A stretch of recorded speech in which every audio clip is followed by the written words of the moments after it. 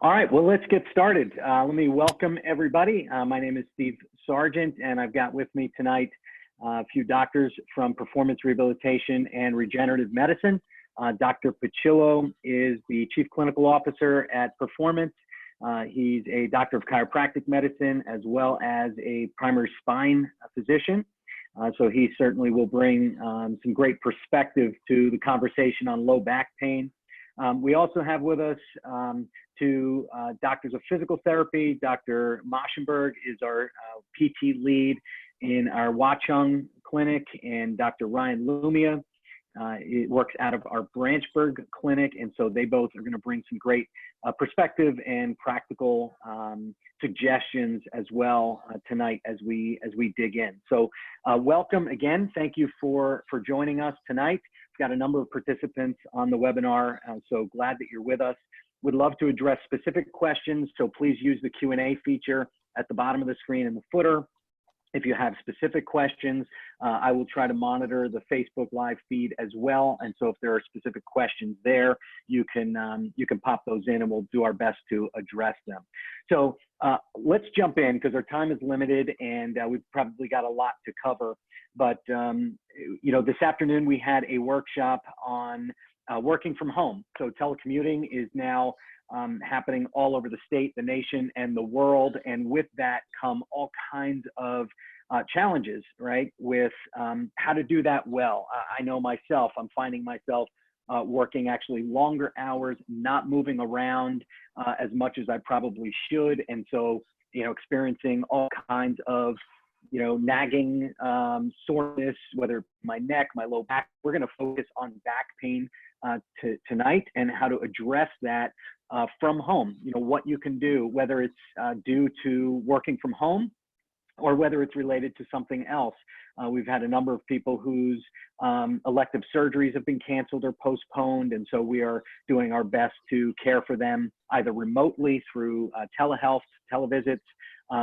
Many of them are coming into the office as well and taking advantage of our personalized treatment zones. And so there's a number of treatment options. But I want to jump in, start with you, Dr. Pachillo. You know, what are you seeing as it relates to back pain, just quickly, you know, due to the COVID crisis and people not moving as much, working from home, you know, things like that. What are you seeing? Sure. I think it's probably best to start with some of what we were discussing earlier this afternoon and what you were touching on briefly at the beginning of this webinar.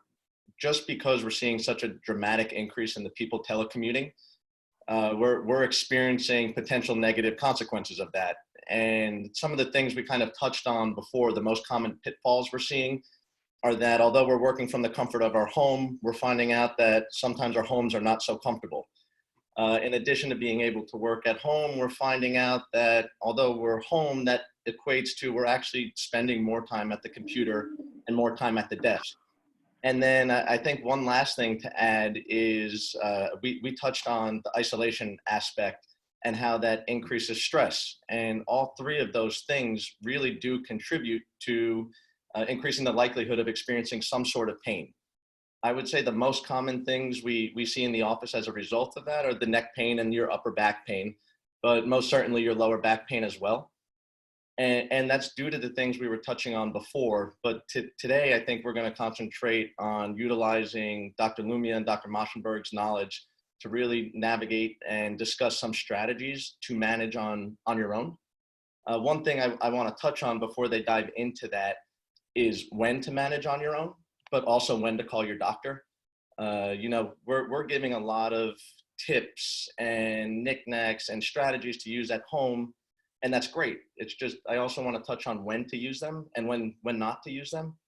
To touch on when not to use them, if anybody's experiencing moderate to high level pain, so that's your 5 out of 10 to your 10 out of 10 pain, research really shows that the sooner, the better. That's when you want to call your doctor. You don't really want to attempt too many things on your own because the research shows the sooner you can begin some type of rehabilitative treatment, the better your chances at a good outcome.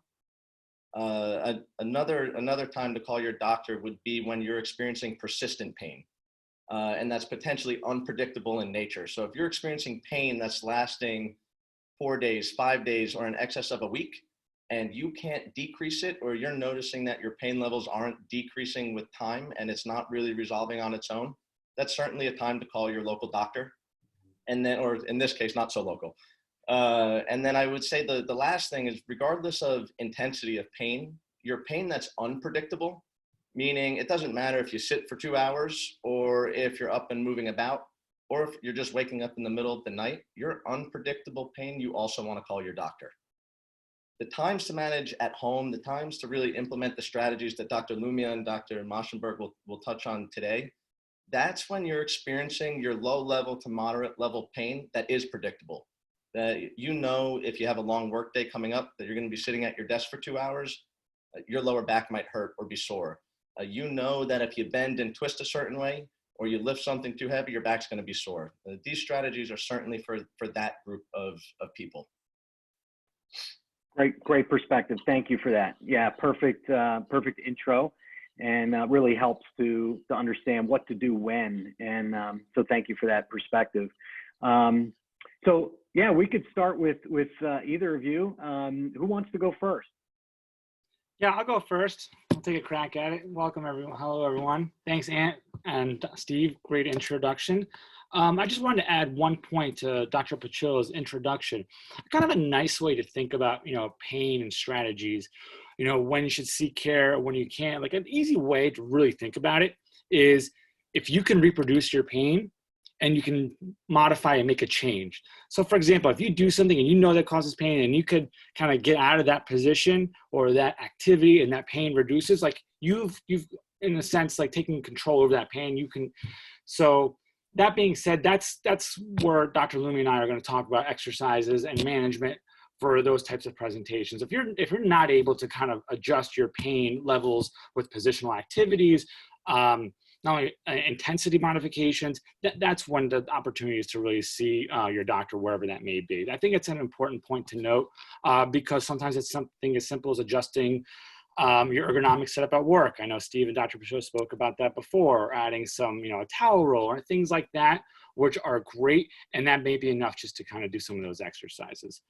So what I wanted to start with some range of motion, joint mobility exercises that should really help reduce some of your symptoms. And the reason for that is, when it comes to the low back or the lumbar spine, that is a big weight-bearing component of the human body, right? So the human body is meant to move around, right? So, walking, your load, your force is being distributed to the muscles, joints, ligaments, a little bit of everything. What happens is when you become more stationary and sitting, for example, that load is being distributed across less structures. Therefore, each structure has to absorb more and more load. Primarily, that is focused primarily on the joints, So like the muscles and ligaments, they're not doing as much as the actual joint itself, which is bearing that weight. So in addition to getting up and moving around, as was earlier discussed, I think it's important just to do some exercises to kind of help redistribute that load and that pressure and kind of get those joints moving. So what I was hoping to do is to go through some range of motion, joint mobility exercises, and interrupt me if you want me to stop or keep going. So give me some feedback, okay? You got it. Thanks, Doc. Sure. So can everyone see me all right? So, yep. So excellent. So one of the few first exercises I like to do, I'll kind of show from the side, is what we call lower trunk rotation. Really great exercise to kind of get the joints in your lower back to open up a little bit. Very easy to do, very safe. This causes a lot of pain. Obviously, I would not recommend that you do this. You may feel some stiffness or discomfort. As you do it, that should improve. If it doesn't, again, that may be a reason to kind of monitor and potentially call one of your physicians. So lower trunk rotation, you're gonna lie on your back, you can kind of keep your feet and your knees together, and you're gonna rotate to the side. You wanna keep your back on the bed, on the table, on the floor, all suitable surfaces. You're just gonna roll from side to side. And you can feel a nice stretch, kind of get that joint space to open up on each side. You're gonna go back and forth, nice and slow. And I like to recommend going about 3 to 5 second hold in each direction for about 10 repetitions. That works that lower back pretty well. So one of my favorites, I give this a lot for a lot of different presentations. Next one I'd like to go over is what we call an open book. again, targets the lower back, but kind of targets the mid back as well. It kind of helps redistribute some of that load. So what you do in this case, you lie on your side. Ideally, you have a pillow. I like to keep the top leg. There we go. And what you're going to do, you're going to have one hand over the other, and you rotate back, and you kind of bring your head and neck with it. So you can feel that nice stretch along your paraspinal muscles. Again, I like to hold it for about a 3 to 5 second hold, and I do that on each side. What's important to note is you want to bring your neck with this, even though this is a low back and mid back exercise.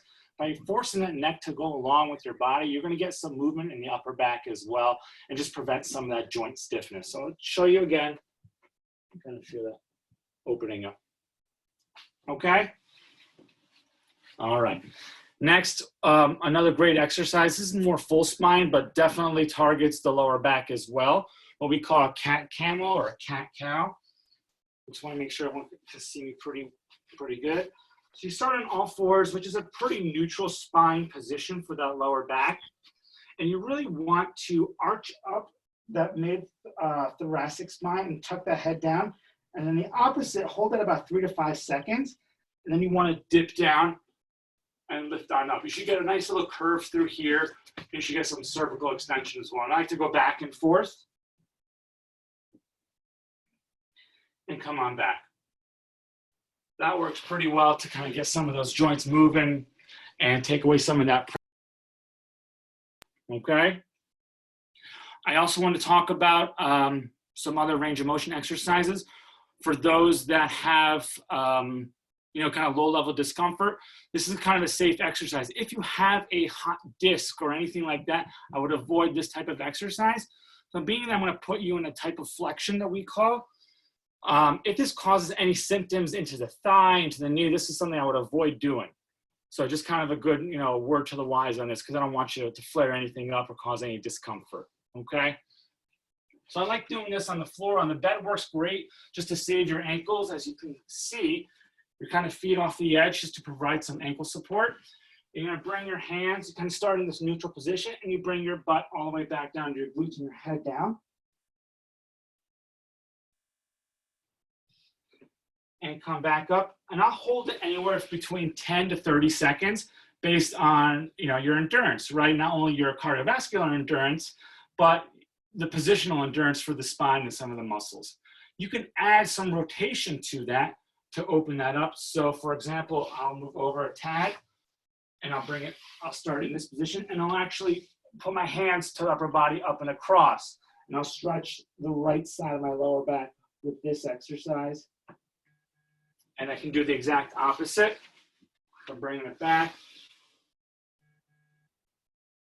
And I can already feel side-to-side difference, right? And a lot of people will feel that. Like my left side is just a little bit tighter than my right. Feel that? It's pretty normal and common to have those side-to-side discrepancies. Okay. Does anyone have any questions on that? Are we pretty good? Okay. Great, Doc, thank you. Okay, very good. I have a couple more I'll go over. Just a great one to do would be kind of standing. We're promoting moving around with that low back. So as much as it's great to work from home and have a seat, it's good to get up and move around. So if you're going to be standing up and moving anyway, this is kind of a great one to do. Hand at your side. You're just going to lean over to the side and stretch this side out. And I'll hold that anywhere from 10 to 30 seconds, and I'll do that on both sides. Okay? All right.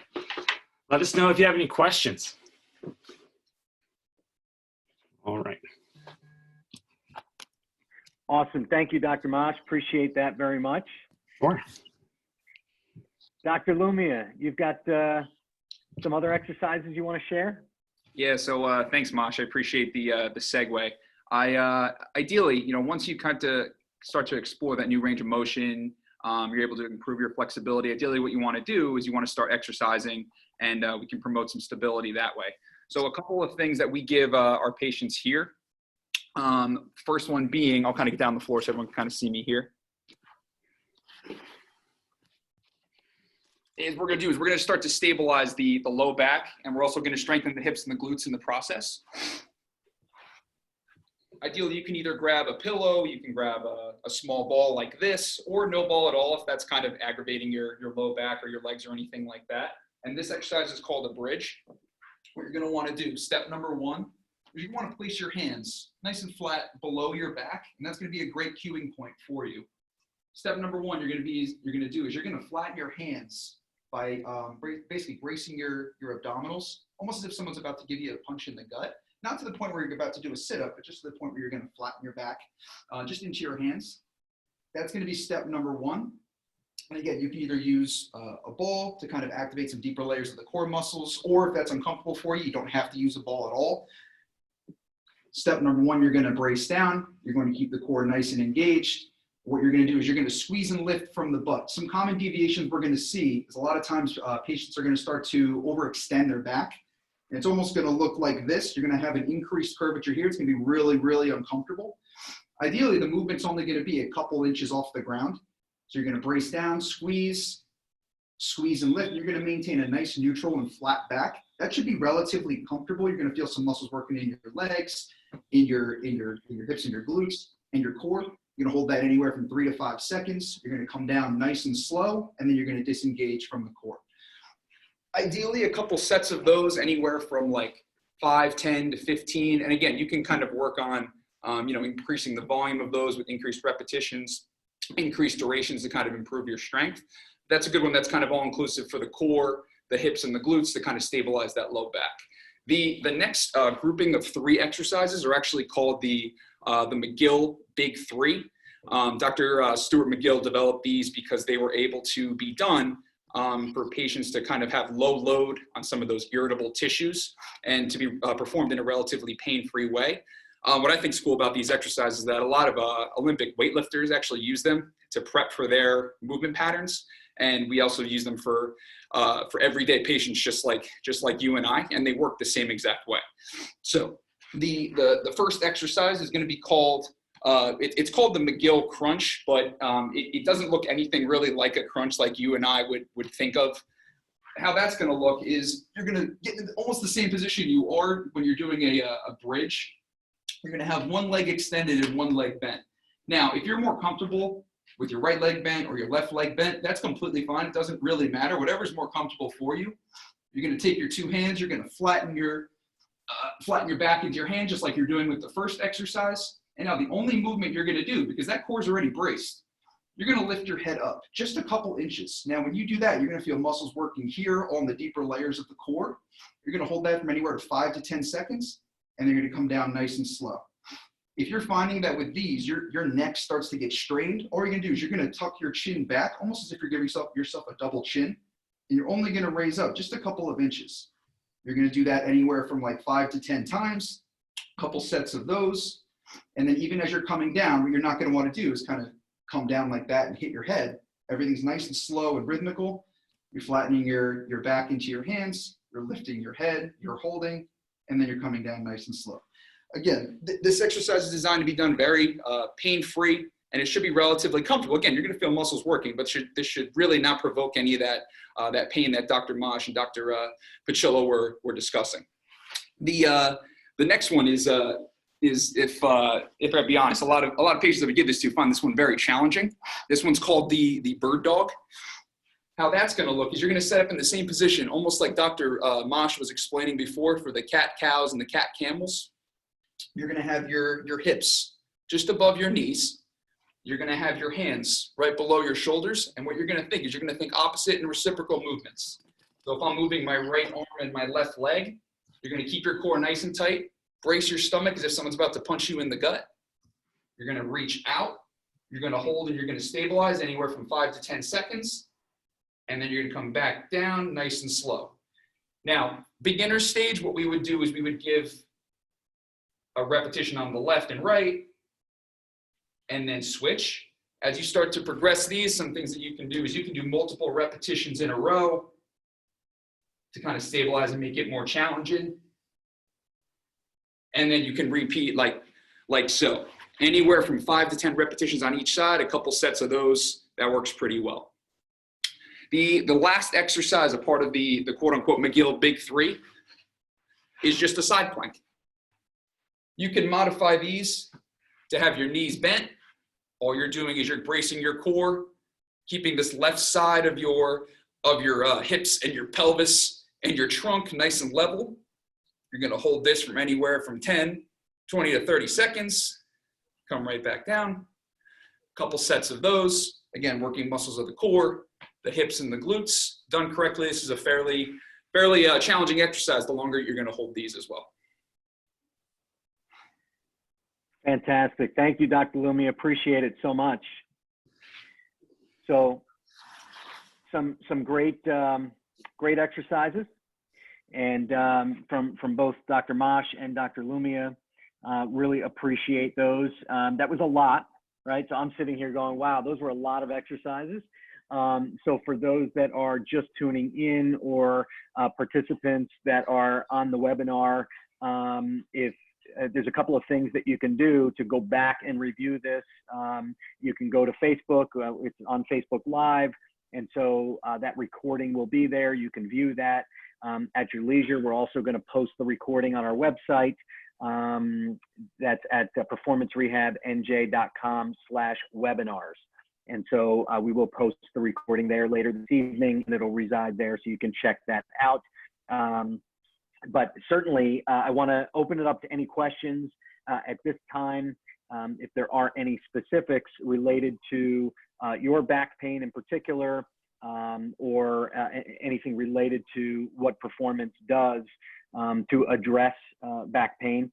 Certainly, for those that may not be aware, Performance Rehabilitation is a multidisciplinary orthopedic practice with a variety of treatment options, from very conservative to more aggressive, with chiropractic physicians, physical therapists like Dr. Mosh and Dr. Lumia, acupuncturists, as well as DOs and MDs who practice physiatry, interventional pain management. And so depending on pain levels, as you're doing these exercises and putting some of these in practice, as Dr. Pachillo mentioned, you may find that it's just aggravating, and you can't do those comfortably. And if that's the case, you probably do need to see somebody about that. That can be whoever you'd like. Obviously, we'd love it if it were Performance. You can give us a call, go to the website, book an appointment. We can work with you virtually, just like this, online, and give you more specific guidance on particular exercises for your particular condition. Or it may mean an intervention that requires you to come into the office, which we are currently doing as well. There is a question that came in, so would love it if we could address that. The question is, I have chronic back pain. I'm not doing any physical therapy. My doctor gave me cycloenzaprine, saying it may be fibromyalgia, but I feel more pain since I started taking it, or maybe it's the working from home.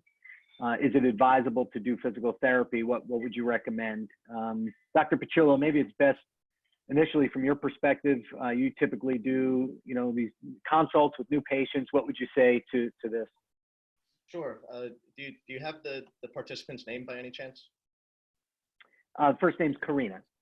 So Karina, it's a great question, but certainly a difficult question to answer. And the reason I say that is probably definitely the most important thing in spine care is being able to determine where your pain is stemming from.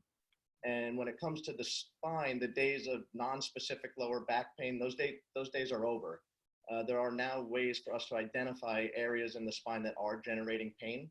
And typically there's one of 4 areas most commonly, and treatment for those 4 areas are all different. The days of doing physical therapy for lower back pain are over. You cannot rehab lower back pain, but you can rehab lower back pain that's being generated from the discs or one of the cushions in your back, as well as the joints or the cushions between those joints or the nerves. The thing is, those treatment options are all different and involved. So my answer to you would be to certainly seek out a diagnosis first. And then once we're able to determine that, I can think most of medicine, the large majority of the time, flows from conservative to advanced. And we kind of follow a methodical algorithm to determine what's best for you. less than, I'd say, 1 to 3% of the time, we have to skip around and potentially start with more advanced, but the large majority of the time, our frontline defense is physical therapy and orthopedic rehab. So Doc, thank you for that. She mentioned in response, she believes it's the SI joint. Okay, so that's a generator. So the joint is one of the 4 main things that can cause spine pain. And I can tell you the most evidence-based treatment for joint pain is movement. And that's not just any movement. You do have to know how to move, and particularly how much and within what limitations. And that is typically done with the doctor of physical therapy. I can also tell you that for sacroiliac joint arthropathy or SI joint pain, I like to say irritated joint in the pelvis.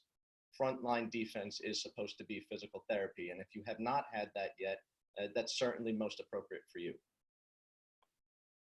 Thank you. Thank you for that. Dr. Mosh, Dr. Lumia, anything to add to that? No, that was a great answer. Yeah, it really hit everything I would love to say. Yeah, personally, I love the SI joint, and Dr. Pachillo couldn't nail it better on the head. So great job, Ant. Yeah, I guess one more thing to add too that Dr. Pachillo already mentioned is a lot of times what we like to say to our patients too, movement is medicine. So a lot of times when you're in pain and you want to get yourself out of pain, sometimes the most simple thing to do, start moving, start doing some of those mobility exercises that Dr. Mosh already talked about, try out some of those strengthening exercises, and who knows, it might actually benefit you more than you already think. Yeah, and then I guess just adding to that, to be sensitive to, pain levels, right? And whether or not she's able to do those exercises with, an appropriate level of discomfort, right? Yeah, absolutely. That's kind of what I said before, is that really I recommend patients kind of chart their progress, right? So if you're at a 0 to 3 level with this movement and you do this and that increases or decreases, that kind of helps guide your answer and kind of helps guide your thinking, okay, I can manage this, or I need to go seek, more advanced care.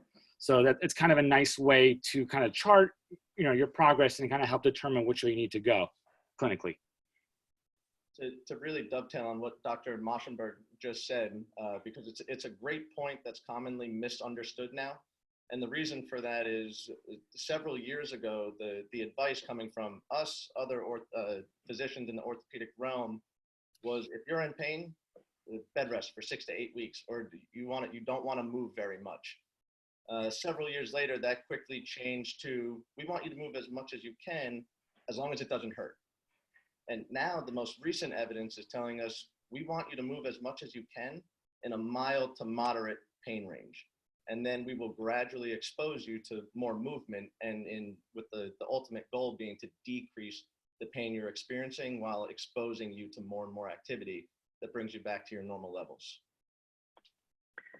Great, thank you. There's another follow-up question. If the pain is generally in my mid-back versus the lower lumbar area, are there different suggested stretches? I'm going to hand that one over to Dr. Moschenberg. Yeah, Dr. Mosh? That's a great question. And the reason I like that is because you got to think about your lower back as your foundation, right? You can't build a house without a foundation layer. So when it comes to the lower back and potential, mid-back symptoms, it may be the mid-back, it may be the lower back radiating to the mid-back, and it could be that thoracolumbar junction, right? That T11 to L1 region. There's a change in the curvature of the spine that can be symptomatic as well. So I always advise to do some of those range of motion exercises and see how you respond to that. The exercises that in particular that we went over today, the cat camel and the open books, even though those lower trunk rotations, those are good exercises as a good starting point to see if we can make a change, either more or less. It's not the worst thing in the world to cause more pain. I know that sounds crazy, but if you're able to cause more pain, you're able to get that much faster to a diagnosis. And that's really what treatment is. Once you get that diagnosis, that's when you can really make a difference and improve the patient's quality of life. Thanks. Thank you, Doc. Great. Any other final questions? Wonderful. Well, don't hesitate to reach out if you do decide you've got other questions that come up later. Feel free to reach out anytime. I know all of these guys and the rest of our staff are more than willing and more than happy to, speak with you and, provide, whatever assistance that they can. And so I want to thank you guys. Thank you, Dr. Mosh, Dr. Lumia, Dr. Petrillo. I appreciate your time, and I want to thank everybody for jumping on tonight. We do have some additional webinars and workshops upcoming, probably next week, but be on the lookout for those. And we just wish you the best. So be well, practice those stretches, go back, watch the recording, and you can pick up on those. But we wish you happy and healthy days ahead. So thank you guys. Appreciate it so much. Thanks for joining us.